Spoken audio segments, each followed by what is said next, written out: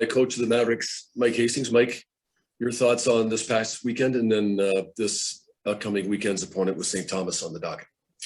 Oh, well, I thought last week one was very productive for us, so that we had some things that we wanted to get in order going into the weekend. And one was we'd had some issues with our starts, and I thought both Friday and Saturday our starts were good.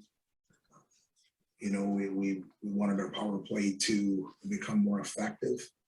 Even if it wasn't scoring goals, we needed to get some positive energy from it, and even momentum. And I thought that happened for us on the weekend. One thing that came up that was a little bit of a problem was our penalty kill. So we've tried to address that during the week, but we're looking forward. It's a little bit of a different week with us playing one St. Thomas and then two playing the Thursday, Saturday games. So we're just excited about still being in our own building. It's been a place that's been kind to us, but hopefully we learned from last weekend and we can address that moving into this Thursday. Thanks for that, Mike. You have questions for Mike, please? Daniel, go ahead. Hey, Coach. Over the weekend, we talked a lot about the penalty kill on the special teams. How's that been looking through practice so far this week? Well, and you know what, you and I had talked after the game. It was something that we wanted to address. I thought throughout the week it's been better. For us, the real test is going to be when the arm goes up against us and how we react to it. So, you know, and again, when you talk about a really good penalty kill, it starts with your goaltender, and our goaltender would be the first one to say he wants to be the igniter. He wants to be the one that when the puck does get to him, he's ready, whether it's 5-on-5 or 5-on-4. So we need him to be better in those situations, and then we need to support him more and make sure that he's not seeing second and third. So I think we gave up. You know, we gave up a power play goal with less than 10 seconds left, and we gave up another goal that was just a few seconds after a power play expired. So for us, it's about trying to get the full 2 minutes cleaned up and allowing us to get back to 5-on-5 with the normal set. Kevin, do you have a question? Hey, Mike. Walker Duehr made his NHL debut Sunday with Calgary. Just wondering if you spoke with him about that and if you were able to watch and what you thought. Yeah, we were going back and forth. I was waiting to find out. I knew that he had been called up. But as that happens, there's multiple times when a player can get called up and then sent back down without having an opportunity to play. And one, when he was called up, they were at home. And then he stayed up when they went on this long road trip. And, you know, the opportunity is an injury or something like that happens for him to be able to get in the lineup. And so, yeah, we'd gone back and forth via text. He told me he was in the lineup. His advisor told me he was in the lineup. So I reached out. It was a 4:00 game. It was on a Sunday, so I was able to watch him. I thought he did very well for himself. So hopefully he continues to put himself in a spot where he can get back in the lineup. But very proud of him, very excited for him and his family to be the first player out of the state of South Dakota to play in the National Hockey League. That's something that he'll have forever. And we get to hang another banner and put his plate on our NHL wall as a guy that's gotten to the most elite level. So we're excited for his opportunity moving forward and very proud and happy for Walker Duehr. Kevin, do you have another question? Mike, another one about Walk. I know that, you know, his journey to where he got Sunday was hard, leaving home at 14 to go to Vegas to play AAA, another stop in Chicago. Just given all the personal sacrifice then that he and his family went through, you know, to get where he got Sunday, I mean, does that make it, you know, you think even more special for him? Absolutely. I mean, I don't, you know, the players that are drafted in the first round, they get multiple opportunities because the general manager's tail's on the line, the organization invests in that draft pick. Free agents, their window is small. And so they've got to be prepared when they get there. And if you look at Walker Duehr's history and his journey to the National Hockey League, you want to talk about climbing mountains. He did it for a long time, when referencing what you're talking about, leaving home at a young age and then, you know, he went through a couple of junior programs. He got here, and when he was here, I know he wished he would have played more minutes in a sooner amount of time. But his ability to fight through adversity is why he's where he's at. You know, I'm sure there were people out there that saw us play the last weekend of the season in the Frozen Four and how well he played and the impact that he had at the most important time of the year. He's the one that made a very nice play to Dallas Girads to give us a 4-3 lead in the third period. Yet to have St. Cloud come back and beat us. But was playing very well at a real important time. And then he signs his NHL contract, goes and plays a little bit in the American League, goes and impresses at an NHL camp, goes back to the American League, starts to produce offensively, provides consistency, gets his opportunity. And I thought he definitely didn't look out of place. He looked like it was an old shoe. So I'm excited about where he's at, but even more excited about the journey and the things that have been put in front of him to stop him from making it and him deciding they weren't going to get in his way. John Myers and Daniel McElroy, please. Hey, Coach, St. Thomas coming up. They took on, I think it was St. Cloud State their first weekend. They got whopped, and then they played a 2-2 game with them. And that's been kind of the narrative about that team is they're improving, they're learning. Given all that, what do you expect from St. Thomas Thursday and Saturday? A tough out. I mean, you go ahead and you put somebody in charge like Rico Blasi, who's been very successful as a Division I hockey coach at running a program at Miami University.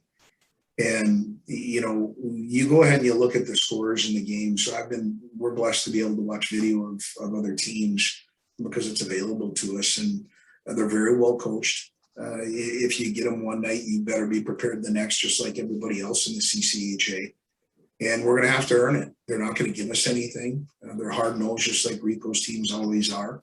They're well coached, and we're going to have to go out and earn it. So what I'm expecting is we're going to have to be really good to get 3 points in our own building. We've had good starts over the last 2 games. The 2 games previous to that, or one of them previous to that, we didn't. So it's important. It's on us, and we've got to take advantage of the opportunity of playing at home. But I think you're going to have St. Thomas coming in here trying to ruin our night. Daniel, then Kevin will have the last question.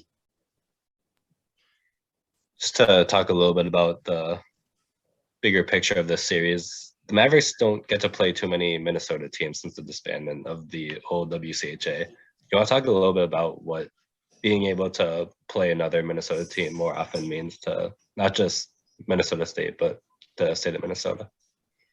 Well, first of all, myself, our athletic director, our administration, we were all 100% in favor of St. Thomas coming to our league for one reason: quality.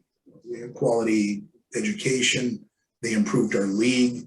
You look at what they've done as far as surrounding those young men with a great staff and give them an opportunity to go out and compete in a tough CCHA. I just think being from the state of Minnesota, playing for Herb Brooks, when one of Herb's, I guess, calls was can we see what we can do to get as many Division I programs in the state of Minnesota as possible. He was, back in the day, Herb was looking at the state of Michigan, and he wasn't too happy that there weren't as many Division I programs in Minnesota as there was in Michigan. And that was a goal of his. And so now we sit and you see what we have, and you go back to the Frozen Four a year ago. The state of Minnesota is represented very, very well. And I think St. Thomas is just going to continue to make that something that the entire state can be proud of. Kevin, do you have the final question? All right. Thanks, Mike. Good luck this weekend against St. Thomas. Thank you. Thanks. We're going to bring in Jack in a sec.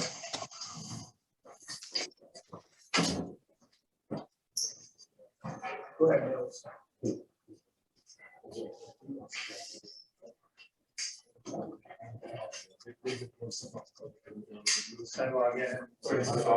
Yeah, sure.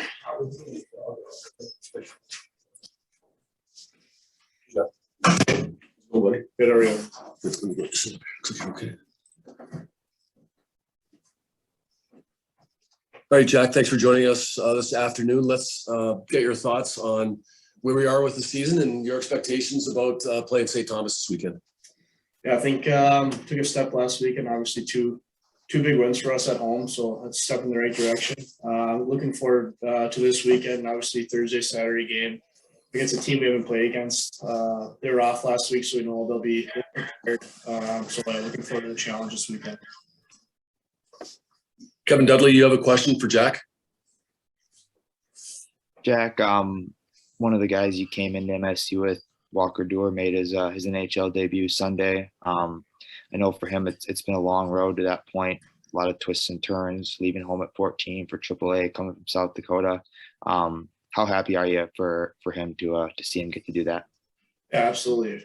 Very happy for Walker. Well deserved. Obviously, pretty cool for him being the first player ever from South Dakota to play in the NHL. Is a pretty cool accomplishment for him. Obviously, we were all watching on Sunday and very proud of him and excited for him. So well deserved for him for sure. You have a follow-up question, Kev? Obviously college hockey, Minnesota, I think it goes without saying how big of a deal that is. How exciting is it, Jack, to have the chance to have another in-state rival in the CCHA that, I think we see what you have with Bemidji that can maybe become, like that someday. Yeah, for sure. Obviously, in conference, they're only an hour down the road here. So it's pretty cool to start that rivalry early this year. And obviously it's a rivalry that'll obviously grow over time. But yeah, really excited. It's kind of nice not having the longest travel day to head to St. Thomas. So it should be a fun weekend. Daniel, you have a question? Yeah, do you want to talk a little bit about what it's been like leading the newer guys like Bennett and Benton throughout this year? Yeah, it's been good. I like just as our defensive core as a whole. I like the mix of young and more veteran guys. I think Bennett Zmolik came a long way already. He's a guy who works really hard, has a really bright future. And Benton's a guy who comes in with a lot of experience already at UNH. So they both fit in really well. And Steven also, all those guys have all gelled in well with all the guys they've returning. So I like the group we have back there.